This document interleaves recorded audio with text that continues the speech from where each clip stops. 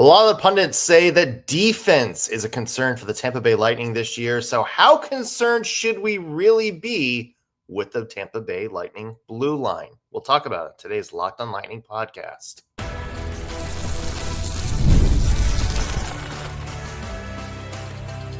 You're Locked on Lightning, your daily podcast on the Tampa Bay Lightning, part of the Locked on Podcast Network, your team every day.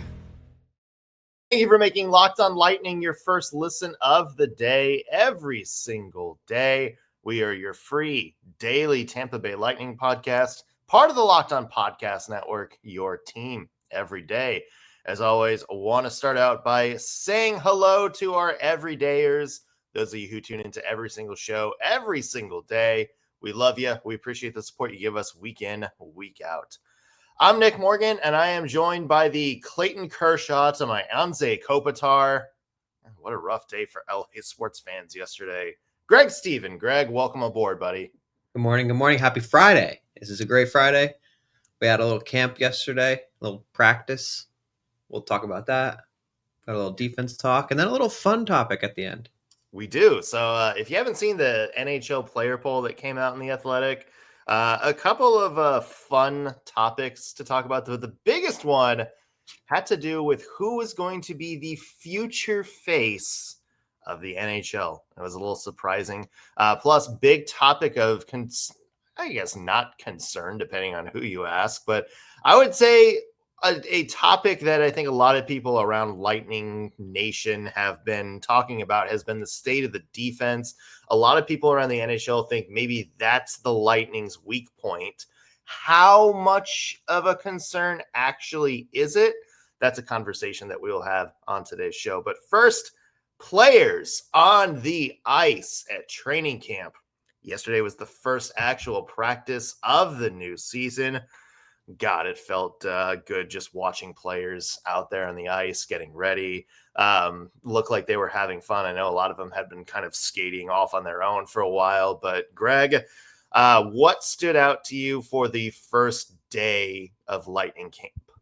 Well, first thing that stood out to me was the Lightning posted on their socials a big photo of Nikita Kucherov with a gigantic smile.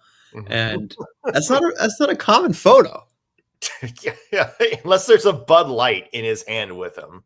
Right. So love seeing that. You know, obviously he's excited to get back out there, and you love to see that because, you know, he's been around a while now. So you want to make sure these guys are still passionate about what they're doing. And I don't think Kuch is a guy who's not passionate. So great to see him with a big smile on his face. I'm sure he's excited to show the fans he's ready to continue his domination. Yeah. I believe it was Gabby Shirley from Lightning.com who said that Kucherov was actually the first player to hit the ice of any of the practice sessions, kind of like the first person to hit the ice. And that's symbolic, you know, because it kind of, you know, a lot of the season's going to depend on him, but kind of just shows you how locked in he is and ready to go. And look, there's questions following him after his playoff performance last year. You know, it's been much talked about that it's been 16 games, I think, without a goal for him. Mm-hmm. So this is a guy that he appears to be locked in heading into the new year.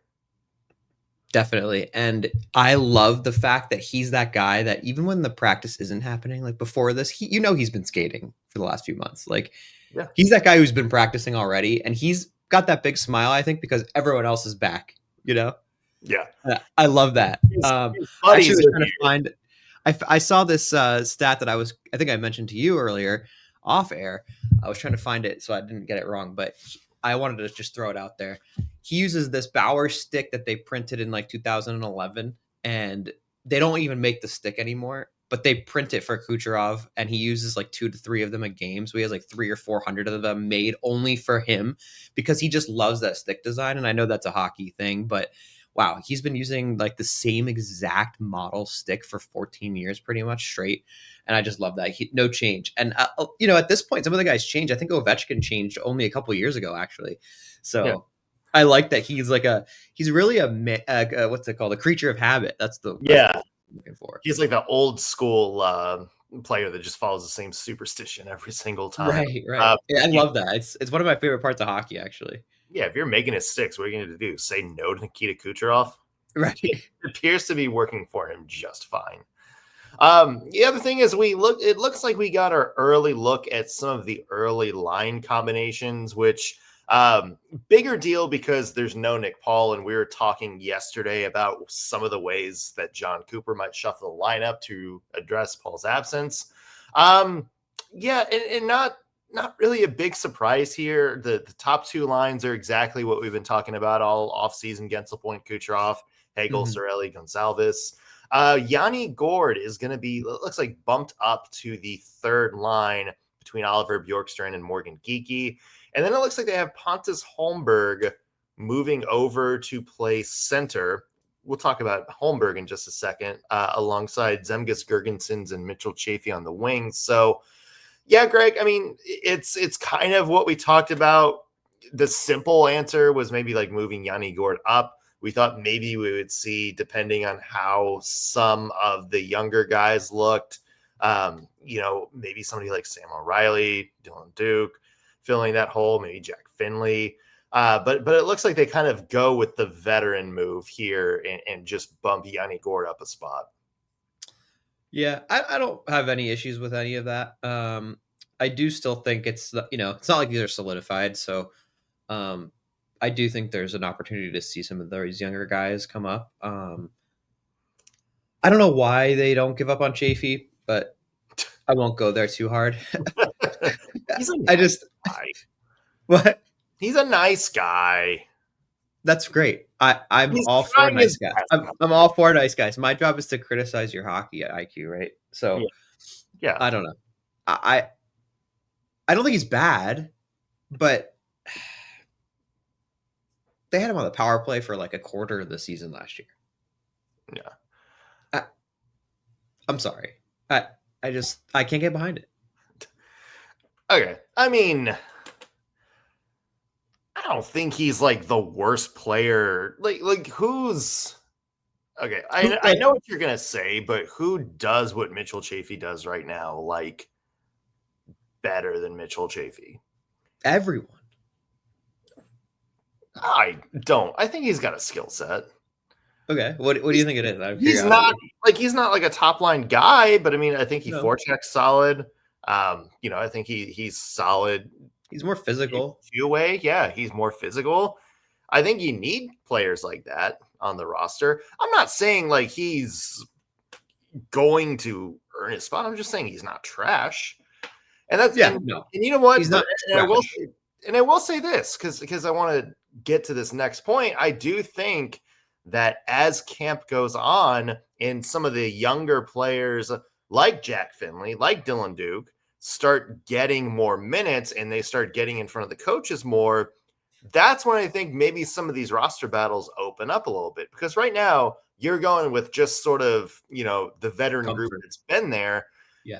If some of these guys impress in camp, impress during preseason, impress some of the practices, I think you'll start seeing maybe John Cooper willing to open things up a little bit more and experiment. And maybe that's when, you look and say like, okay, has somebody jumped ahead of Mitchell Chafee and earned that spot to be on like a fourth line wing? And there is kind of a particular style for which you have to play there to keep in mind too. Like you can't, like, you're not going to put, a dynamic young forward on there and expect to get the same out of your fourth line as you would, a more physical guy. You kind of have to be mindful of that too. But I don't know. Like I'm thinking, give this, a couple practices, a couple of days, and see how we look then. Yeah, no, I'm with you. I don't think it's like, cut him, but he had 18 points in 66 games last year. He was -3. 20 minutes in the box. Shooting percentage was 17%, probably a little high. I don't know. I think you're not saying anything that you would look at and be like, oh, that's bad for a fourth line guy. No, and I'm not saying it's bad, but I am saying that I would prefer to give a 22-year-old developing player time with the Lightning than a 27-year-old who should be in his prime right now, and that's the numbers he's producing. Sure, that's fair. Yeah, that's all. I value like development right now. I think more than just like slotting in a guy who's average. That's a fair take. Yeah, we'll see what happens. I'm very curious to see once these younger players get some more practices in them, how things open up, because I do think there's the potential for some competition there on the bottom line. Definitely. And of course, you're still going to need like some extra forwards and stuff. You're going to need you're going to need your 21st, 22nd players on the roster. There's going to be opportunities, I think, for a couple different people to jump up and take a spot. But we'll see how camp rolls out. The big question for a lot of people heading into this Lightning season is on the blue line. Is there enough depth there to really keep up with some of the contenders around the NHL, particularly the Florida Panthers? That's a topic we will tackle in just 1 second. Today's episode is brought to you by FanDuel. The NFL season is here, and FanDuel is making sure you're ready for kickoff with a can't-miss offer.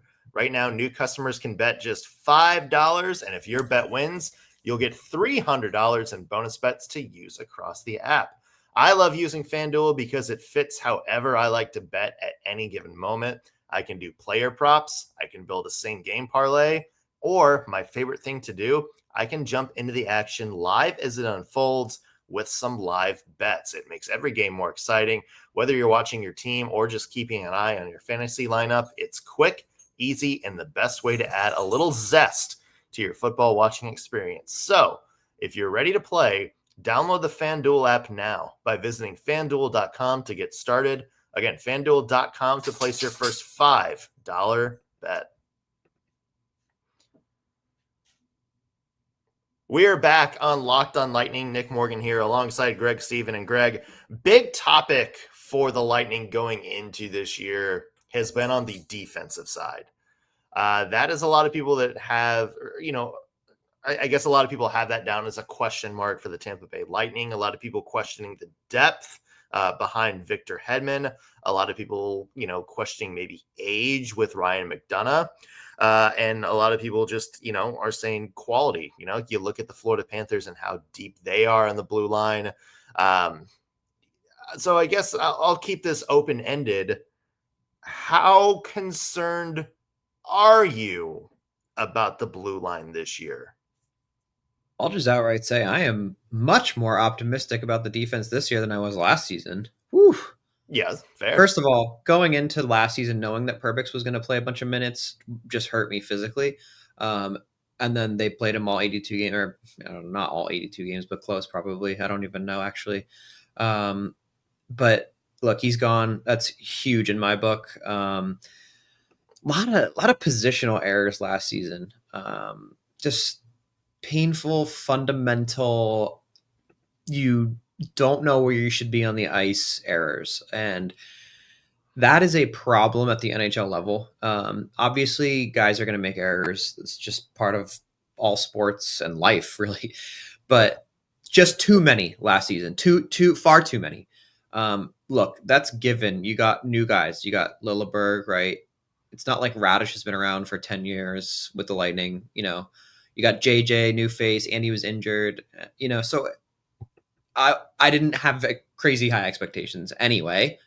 Now that being said, going into this season, I expect a lot of that to be rectified. I do. I like I've rambled about this many times. There's no excuse for Lilleberg to have 100 penalty minutes, and that better be cut in half this season. And they better have I hope they beat that into his head this whole offseason summer, because that's a huge issue. It is. Like, you cannot take a penalty every single game. That is more than a penalty a game. And to be fair, as somebody pointed out, he did have a decent number of fights.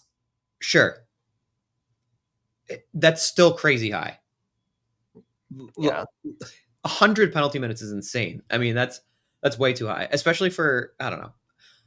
If he was Makar and he's putting up 100 minutes, fine.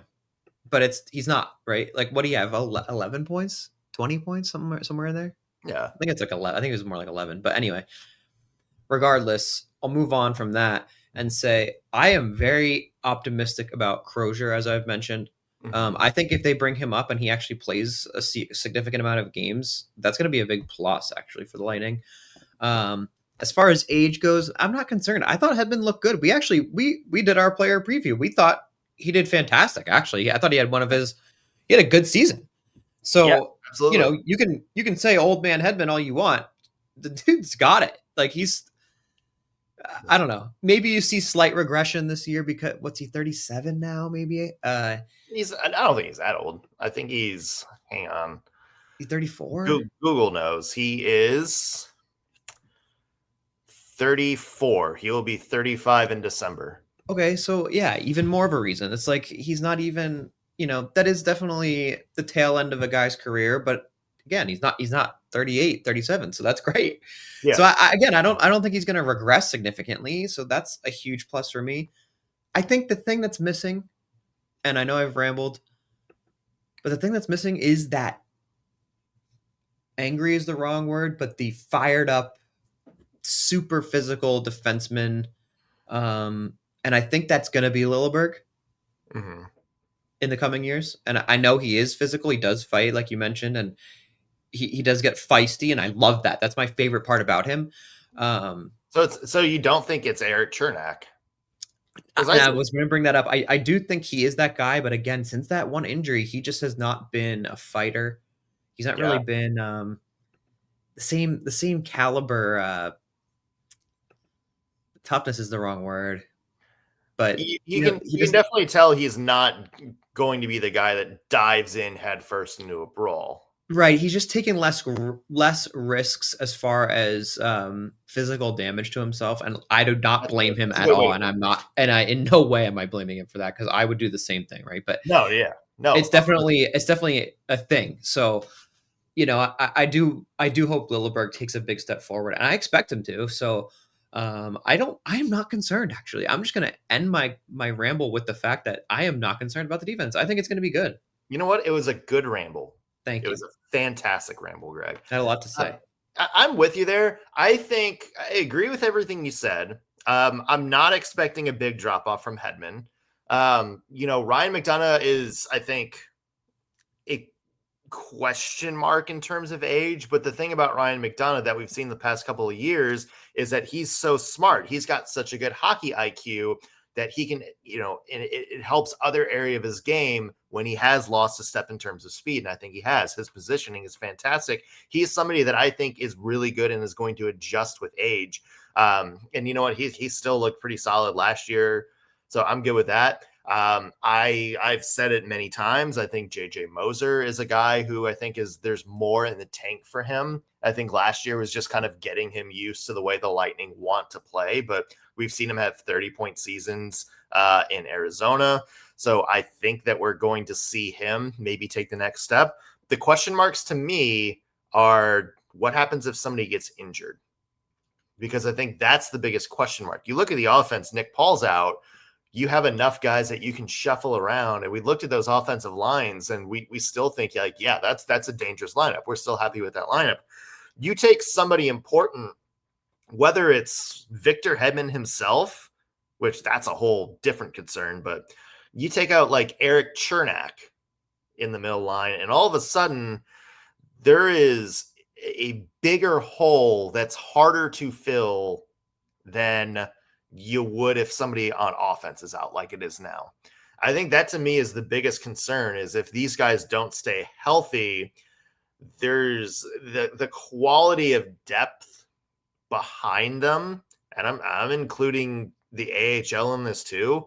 There's not like a guy that you look at and say like, oh, this is a guy who's ready to take the next step outside of maybe Max Crozier.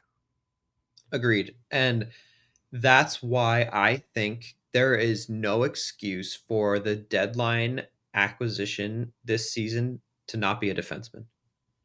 I think that they need to go out and get like someone. And we'll see where they're at that point. We got a long way before then, so you never know what's going to happen, right? You could have 3 forwards go down for all we know. Yeah. But, I think with a healthy current Lightning roster, that is what you are targeting right now. I don't see what else you want other than another massive defenseman, not size, impact. Yeah. The other thing is you just hope the Lightning are good and don't wind up being sellers. Right. That would Yeah. be the doomsday. I don't see. There's no way they're going to be sellers, right? Like No. something absolutely horrendous would have to happen. Yes. Surely not, right? No. Yeah. I think the other one last quick note is just the bottom pair. I know we have Lilberg there. Darren Radish obviously had a great offensive year last year. I don't think anybody was expecting that kind of offensive production from him going into last year. Curious if that was a flash in the pan or if this is just something that Darren Radish can offer. We talked about his defense and how he was used almost 70% in offensive zone starts, which is wild for, anybody not named Nikita Kucherov. Yeah. But it's going to be interesting to see if he keeps up that level of offense he did last year. And if not, if there's maybe a battle there for the everyday six. And, we talked about Crozier. The other guy who is kind of skating with the first team right now is Declan Carlisle, who played, believe 3 games with the Lightning last year and actually had a goal. So there could be opportunity for there if we don't see the same level of offense that Darren Radish put out last year. Yep. Yeah, and I think both those guys are solid, and they look like they're improving every season. So I'm comfortable slotting them in. Yeah. Here's a question for you, Greg. Who do you think is the next face of the NHL? What player do you think is going to be the next generation's Connor McDavid? You might be surprised who the NHL players picked for that answer. We'll talk about that coming up in just 1 second.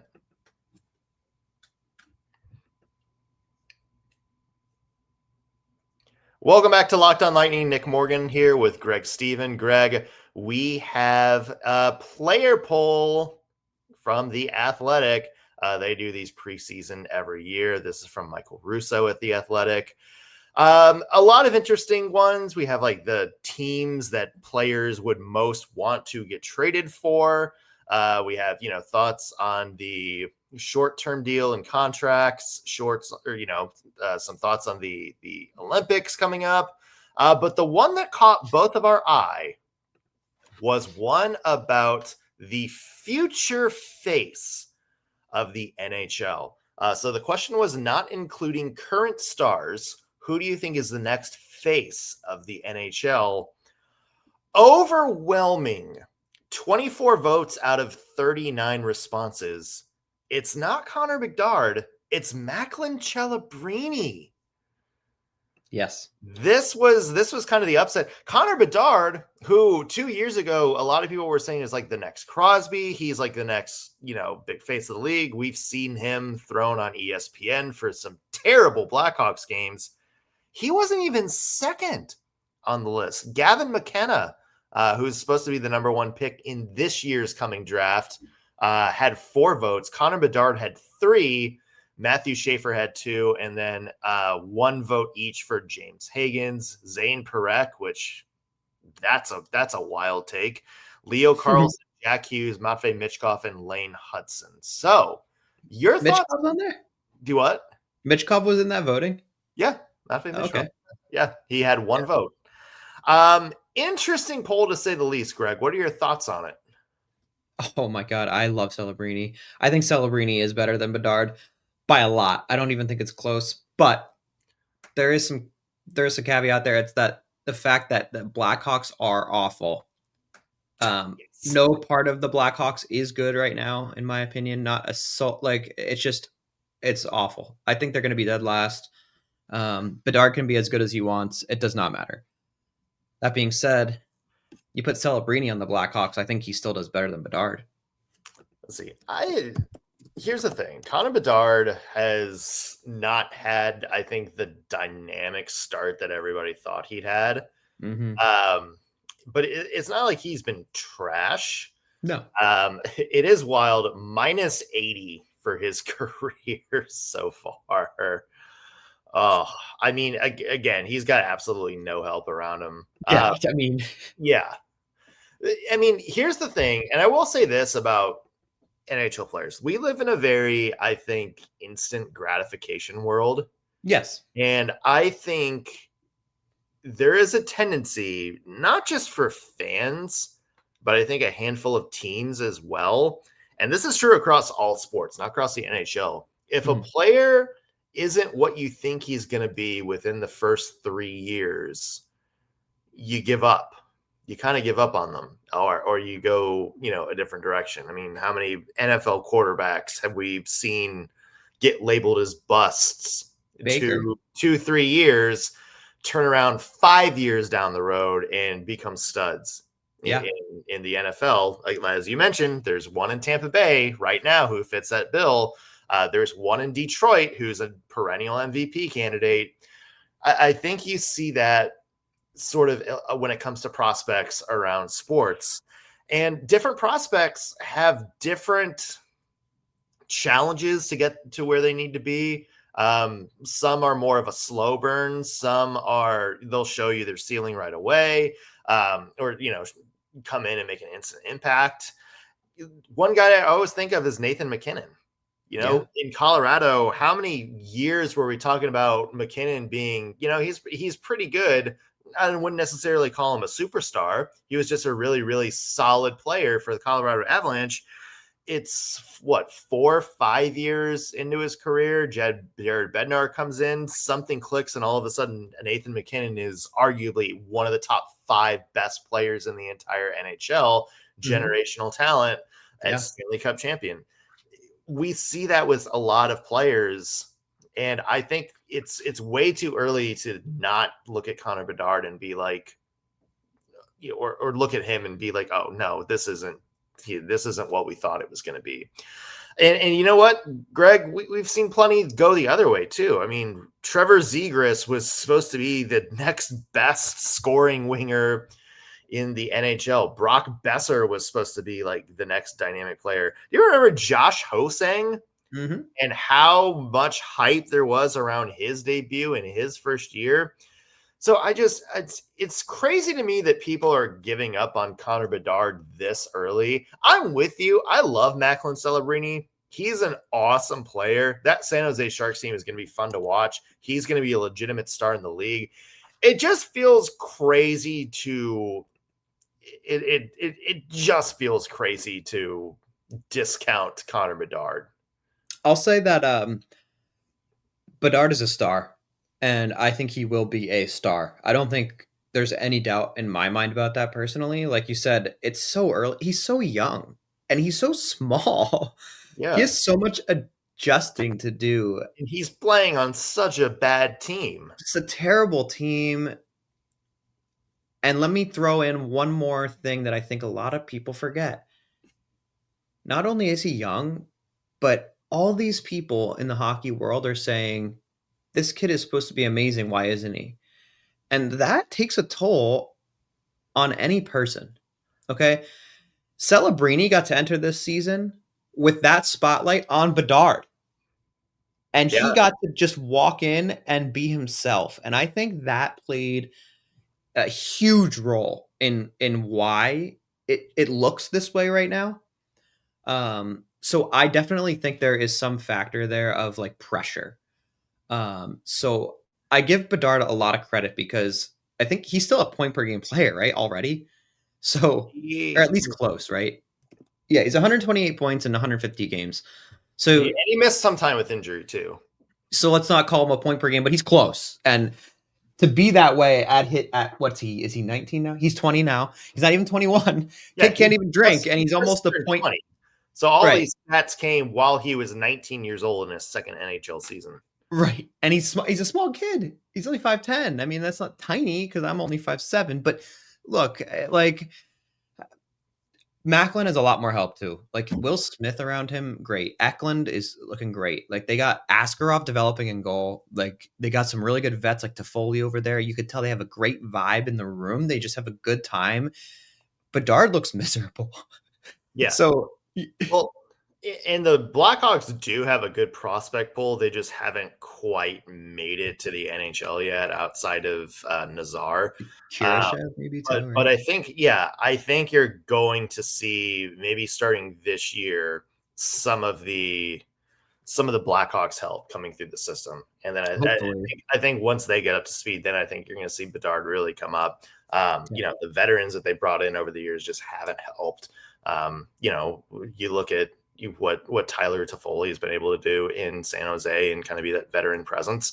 Bedard hasn't had that kind of help yet. Tyler Bertuzzi's not that guy. Right, exactly. And I like that both teams were trying to do the whole enforcer thing. Like the Sharks just brought in Ryan Reeves just for that, right? To be that guy to protect these young kids that are just having a good time. Yeah. And the Blackhawks brought in Maroon, right? Was that last season? Yeah, it was last season.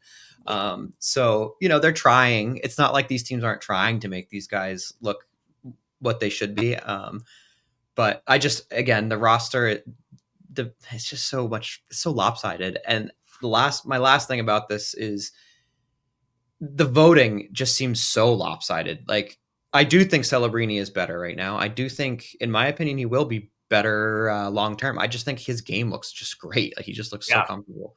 No, he looks amazing. But what was it, 24-3 between these two on the votes? Yeah, he had Celebrini had 24 of the 37 votes. That's crazy. That's insane. I would not have guessed that from 39 NHLers. Still, Yeah. So, one more thing. Sorry, before we go, Michkov looks awesome too. And I'm shocked he didn't get more than one, actually. That's why I had mentioned it when you said his name. I was like, he only got one. That's insane. Because I really thought he'd get like, I don't know, more than that. I think if you do this poll 2 years from now, Gavin McKenna is going to be number one on that list. Wow. Okay. Yeah. We'll put back in with you in a couple of years, Nick. I have that much belief in how good he looks. I mean, I'd say that now he's going to be trash at Penn State, but yeah, he'll wind up being on Mitchell Chafee's line somewhere someday. Mitchell Chafee's line. Yeah. Interesting player poll. If you want to see the rest, go on The Athletic. There should be some interesting stuff for you on there. That's going to do it on this week's bunch of Locked On Lightning podcasts. We have a lot more coming up next week. Thank you for making us your first listen of the day. Back with an all-new episode on Monday. We'll see you then, folks.